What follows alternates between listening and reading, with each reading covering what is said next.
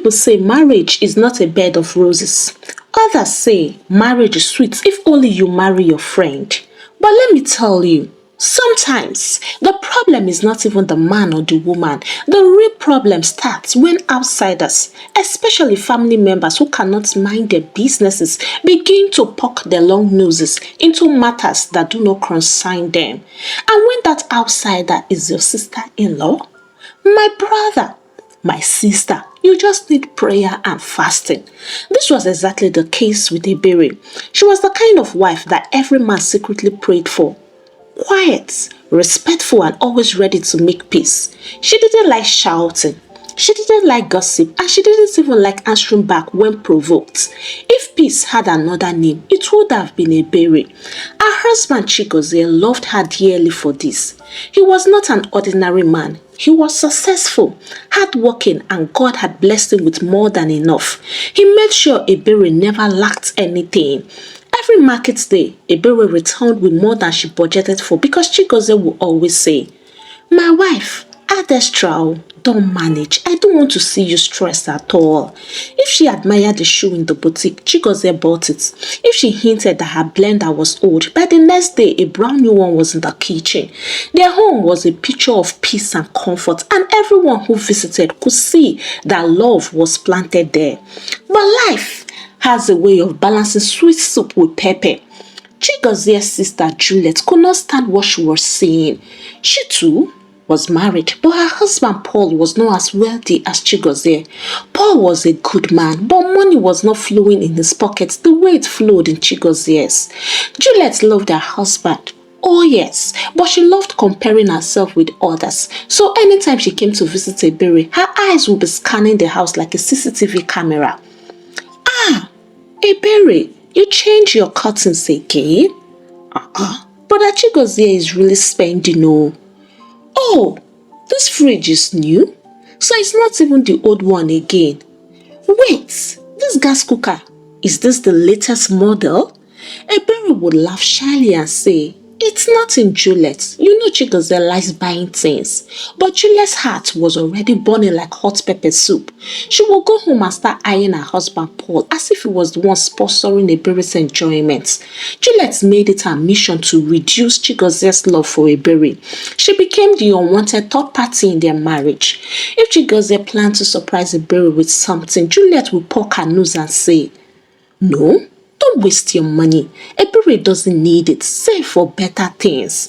If Chigozie was about to take Ebere shopping, Juliet would say, "You are spoiling her too much. Oh. Tomorrow she will grow wings. You just have to stop giving Ebere everything she asks for." Women, when they are too comfortable, they forget themselves. I am telling you this because I'm a woman myself.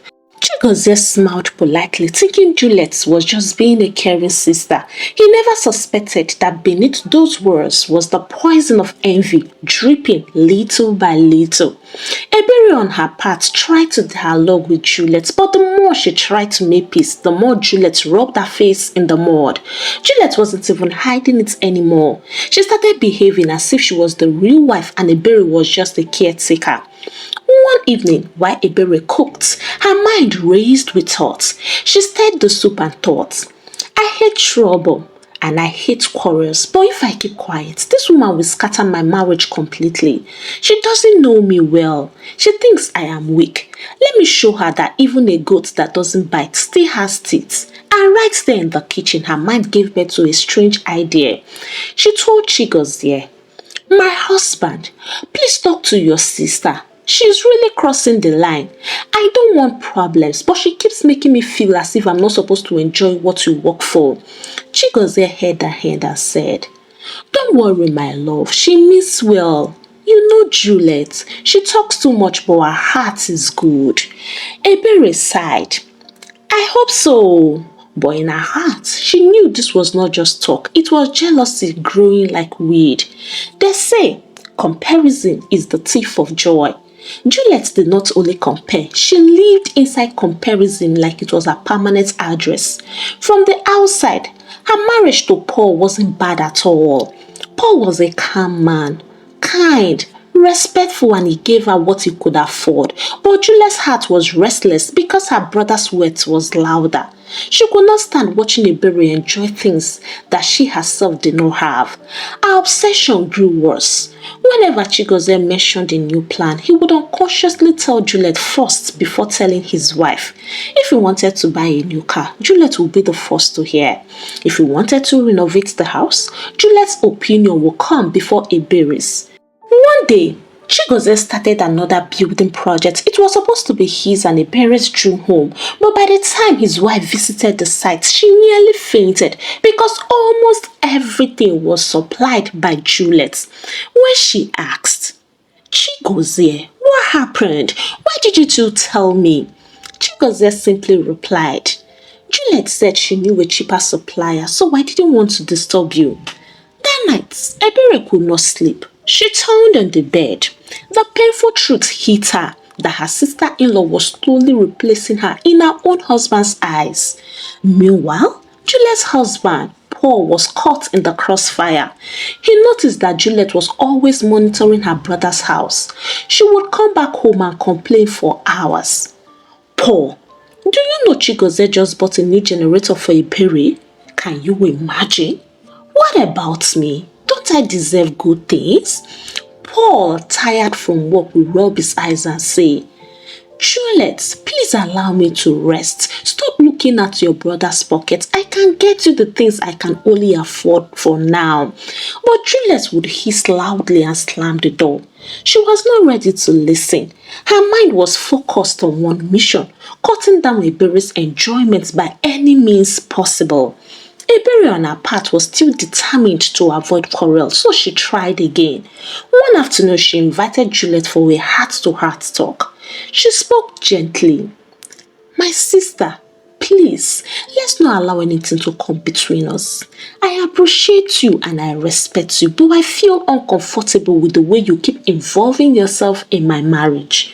Juliet looked at her and burst out laughing. "Ebere, please don't deceive yourself. You are only shining because of my brother. If not for Chigozie, who would have even noticed you? My dear, I will not sit back and watch you empty him with your so-called peace talk. I will keep on guiding my brother, my own brother, before you turn him into a mumu." Ebere's lips trembled. For a moment, she thought of answering back, but she swallowed her words because arguing with Juliet was like pouring water inside the basket. It will never hold. Months later, Juliet's jealousy had now become like pepper inside Ebere's eyes, and Chigozie too was unknowingly fanning the flame by trusting Juliet with things he should have shared with his wife. Ebere realized that silence alone would not save her marriage. She needed wisdom, and she needed a way to remind her husband that he was married to her, not to his sister. So that night, while washing plates in the kitchen, her heart whispered the question: what if I give Juliet her own dose of medicine? What if I show her how it feels when someone steps into your marriage? And right there, between the clicking of plates and the running water of the tap, the seed of a strange idea was planted in her mind. Mornings in Ebere's house used to sound like happiness, with gospel music playing from the small speaker and Chigozie singing off-key as he ironed his shirts. But lately, there was just that careful silence couples keep when a small wound is forming and they don't want to touch it yet. Ebere decided, before this silence becomes thunder, I would try dialogue again. She believed so much in peace. She set the table with hot akara and pap, added slices of ripe plantain for encouragement, and waited for Chigozie to sit. He came in, smiling like a boy who just saw new sneakers. "My wife, this meal looks so tantalizing," he said, sitting. Ebere smiled, but her eyes were steady. "Eat first, then we will talk." Dear Ed, she let him enjoy the meal, and when he sighed that holy sigh Nigerian men sigh after good food, she folded her arms and said, "Chigozie, do you know I love your family?" "I know," he replied. "And do you also know I love Juliet?" He blinked, cautious. "I am saying this because I am not married to Juliet, neither are you. We are both married. A home is like soup. Too many hands will spoil it. Lately, your sister's hand is inside our pot. She chooses the pepper. She measures the salt, and sometimes she even carries the pot to her own cooker. I am the one in this house, yet I am becoming a visitor. Chigozie rubbed his jaw. Ebere, that's not fair. Juliet only wants the best for us. Ebere's voice stayed soft. If she wanted the best for us, she will protect our unity, not replace it. Why does she hear our plans before me? Why did she buy almost everything for the new house?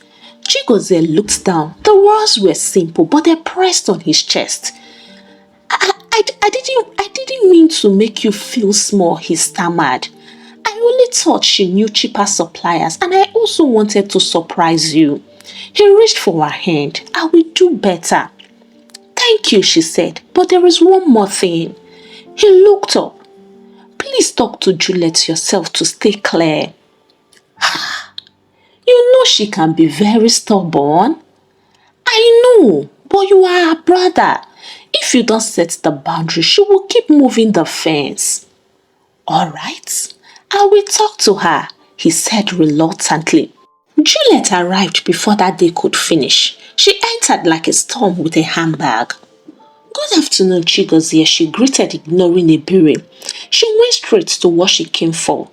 About the lighting for the corridor in the new house. Forget what the architect said. I have a guy, he will do it cheaper. Ebere cut in. I should make our decisions first. If we need help, we will ask you. Juliet smiled. Ebere, what do you know? Juliet, Ebere called out calmly. Please don't make it a fight. Whether I know anything or not, it is our home and it is called boundary. Boundary, Juliet scoffed. If not for me, your husband will be wasting money on nonsense. I am protecting my brother's family. Your brother's family, Ebere repeated softly, and that includes me. Juliet's voice sharpened. My brother was doing fine before you, so don't deceive yourself. That was when Chigozie's patience leaked and he shouted, Juliet, that's enough. She left angrily and Ebere exhaled. She knew that enough was not enough for the gravity of what had just happened. She wanted more from her husband, but he started scrolling through football scores like nothing had happened. She scrolled through her wisdom and then she asked, What next? I don't want war because war destroys everybody's roof. I want a lesson sharp enough to correct and clean enough to keep my hands white. The very next day, trouble dressed itself and came. Chigozie stopped by Juliet's house to drop a document. Juliet, still boiling, welcomed him with cold words and hot tea. As soon as he left, she called Ebere's phone and let the tap run. So you have turned my brother against me, Abi? Clap for yourself. Don't worry, I will reduce you to your size. Ebere kept her voice quiet. Juliet, I didn't turn anyone. I only asked for space. Space, my foot. You will see. She ended the call. Ebere got dressed and walked to Paul's pharmacy. Paul looked up from the counter and smiled. Mrs. Ebere, it's good to see you. Good afternoon. Good afternoon, sir. Please, can we talk? Why not, he replied. They sat on two plastic chairs. Mr. Paul, Ebere began. I respect you and that's why I came. Your wife is hurting my marriage. I don't want police case and I don't want shouting. Paul's shoulders dropped because he knew exactly what she was about to say. I have tried, Ebere. She doesn't listen to me. The moment I mention Chigozie or you, she becomes fire. Ebere nodded. I know, but please sir, try again, not with anger this time. She thinks she's protecting her brother, but she's breaking his home. If she continues, then I will do something none of us will like. Paul studied her face. This was not the shy Ebere he knew. This was a peaceful woman wearing armor, and then he promised, I will talk to her tonight. Thank you very much, Ebere said, standing. If she listens, good. If she doesn't, well, nobody should be surprised when a goat shows it has teeth. Paul chuckled despite his worry. You people and proverbs, eh? Yes, so sometimes proverb is safer than slap, Ebere replied, and they both laughed. That evening, Paul tried. He prepared Juliet's favorite noodles with egg and soya spice, placed it on the table like a peace offering, and spoke gently. My wife, leave your brother's marriage. If you continue, it will turn against you. Let them enjoy their home. Juliet pushed the plates away. So you have joined their choir, right? Juliet, please, when you start earning like my brother, your in-law, you can advise me. Till then, face your pharmacy, she said, cutting him off. Paul swallowed the blood of insult and kept quiet. He knew talk had finished. Ebere waited for news, but none came. Then 2 days later, Juliet arrived at her house with another cheaper supplier and a mouth ready for battle. Ebere watched the performance, smiled politely, and excused herself to the bedroom. She stepped out of the room with a calm face and said sweetly, Juliet, thank you for coming. Please manage this small mouth before you go. Juliet narrowed her eyes. Why are you smiling like that? Ebere even smiled the more. Because Lesson has booked a chair. Juliet frowned. What do you mean by that? Nothing, no, Ebere replied. You will understand very soon. Paul never liked being the center of drama. He was the type of man who went to work quietly, came back quietly, and believed that peace was the best medicine for every home. If there was any award for minding your business, Paul will win it every year. But life has a funny way of dragging innocent people into battles they didn't sign up for.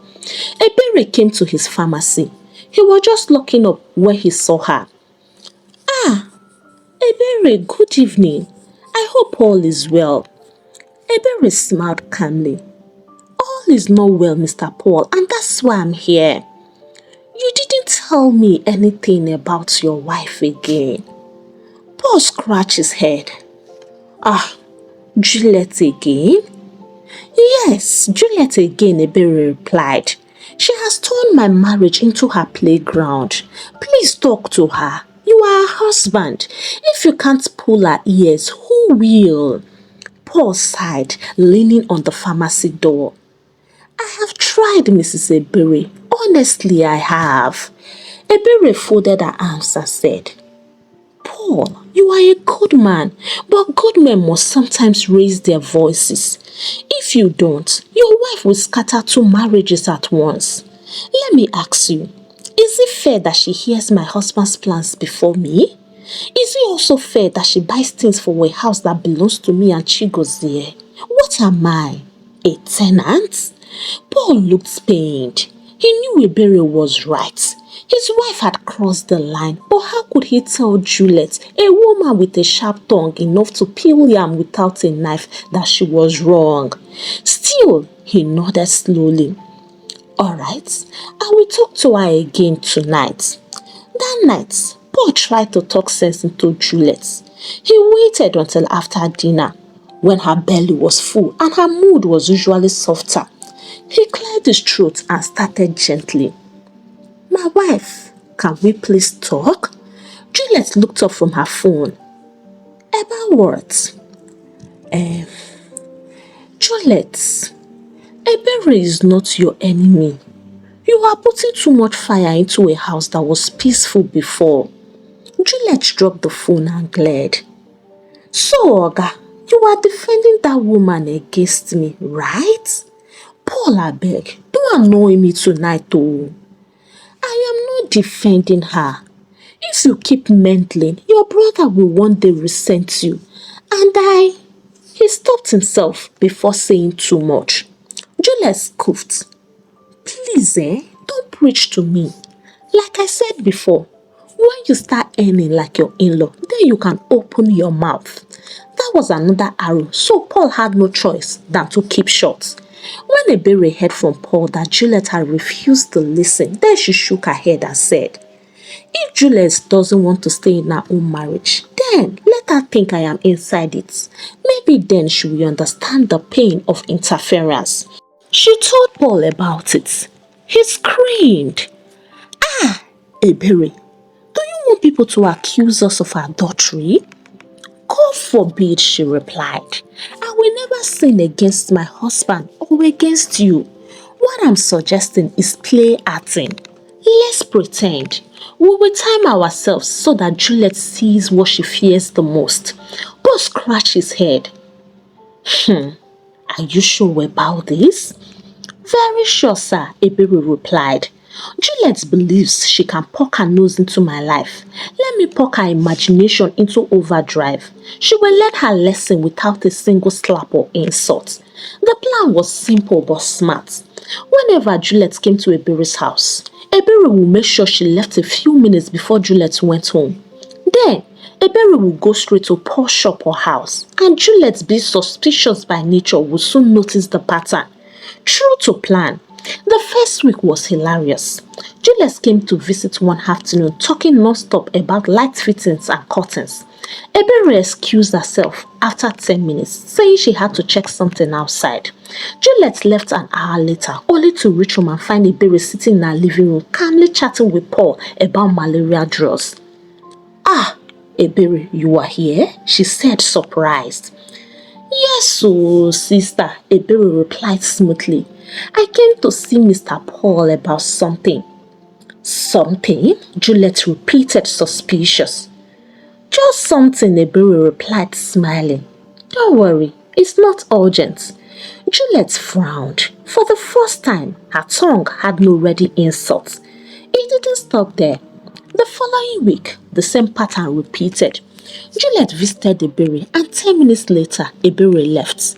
By the time Juliet returned home, she met Ebere again with Paul, sometimes at the shop and sometimes in the living room. Her suspicion grew like yeast in hot water. Her heart became restless and she began to monitor Ebere like a detective. Even in her dreams, she saw the two of them laughing together. Finally, one day she burst out in anger. "Paul," she shouted, slamming the sitting room table. "What exactly is going on between you and Ebere? Do you take me for a fool? Every time I turn, she's here with you. Why?" Paul raised both hands like a man surrounded by soldiers. "Juliet, anything you want to believe, please go ahead." Juliet scoffed. "How can you even say that? Please tell me the truth before I lose my mind." Paul sighed, exhausted. "Juliet, I said anything you want to believe, go ahead." Juliet turned to Ebere, who had just arrived in time with a basket of oranges. "You again?" she barked. "What are you doing in my house every day?" Ebere dropped the basket gently on the floor, looked her in the eye and said calmly, "Oh, Juliet, I thought we exchanged husbands since you don't allow me to enjoy mine." The sentence landed like a thunder slap. Juliet, who thought she had a sharp mouth, couldn't speak up again. But the funniest twist was that even Chigozie did not escape. One day, as he drove past the pharmacy, he saw his wife laughing with Paul. Ebere had stopped laughing with him that way for the longest time. His mind went to the complaints Juliet had tabled about the two of them, and for the first time, jealousy knocked on his chest. That night, he asked cautiously, "Ebere, why are you always with Paul these days?" Oh, is that jealousy? Well, that's exactly how I feel whenever you share your secrets with Juliet before me. Now I guess you understand my pain. Chigozie fell silent. The message hit him straight, sharper than a sermon on Sunday morning. He realized he had been careless, allowing his sister to control what was meant for his wife. Juliet on her part could not sleep, and her dream world wasn't helping matters either. She kept on seeing Ebere and Paul together, so jealousy now became madness. She started checking Paul's phone at night and questioning every beep. Who is that? Is it Ebere? What did she say? Why did she call you? Paul almost cried. Juliet, for heaven's sake, can you leave me alone? Leave you alone, she snapped. Do I look like a child? Paul simply said, My dear, I will only respond when I start making money like your brother.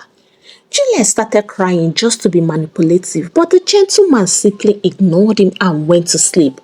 2 weeks after the operation pretend dating drama, Chigozie decided enough was enough. He called a family meeting. They gathered in the sitting room. Chigozie and Ebere side by side. Paul sitting quietly like a man who had been wrongly accused, and Juliet sitting with her arms folded, her face stiff like a woman preparing for war. Chigozie cleared his truth. Juliet, you are my sister. Blood is blood, but marriage is sacred. What you have done to Ebere is not fair. Juliet hissed. So now I am the problem, Okwaya. Yes, Chigozie said firmly. From the day you decided to poke your nose into our plans, peace left my home. You wanted to be my wife and at the same time my sister. It cannot work. Ebere touched his arm gently, surprised at his boldness. For the first time, Chigozie was defending her openly. Paul added, Juliet, you almost made me an enemy in my own house. Do you know how painful it is when your wife suspects you of something you never did? Juliet's eyes darted from one face to another. She opened her mouth, but no words came. The wall she had built around her pride was cracking. Ebere leaned forward. Her voice was calm but steady. Juliet, when you accused me of being too close to your husband, how did you feel? Angry, betrayed, or embarrassed? Juliet looked down. Well, that's the same way I felt when you stood between me and my husband, when you replaced me in decisions, and when you made me feel like a visitor in my own marriage. I didn't fight you. I didn't insult you. I only showed you your own reflection and you didn't like what you saw. Chigozie squeezed his wife's hands. His eyes were filled with regret. He then said, My wife, please forgive me. I was blind. I thought Juliet was protecting me, but she was tearing us apart. I should never have put her above you. Ebere smiled gently. You see now? That's all I wanted, for you to remember that I'm your partner, not your rival. Chigozie shook his head. You are more than a partner. You are my peace, and I almost lost it because I forgot who you are. He held her hand firmly. From today, Juliet is my sister. Yes, but you are my wife, and the boundary is set. Meanwhile, Juliet's mind kept on replaying Ebere's words. I only showed you your own reflection and you didn't like what you saw. The truth stung like pepper in an open wound. She had been so busy envying Ebere that she hadn't noticed she was poisoning her own happiness. Her husband was pulling away. She whispered, Have I really become the villain? The silence in the room answered yes. Paul spoke to her softly. Juliet, I love you, but if you continue like this, you will lose everyone, even me. Do you want that? For the first time, fear washed through her.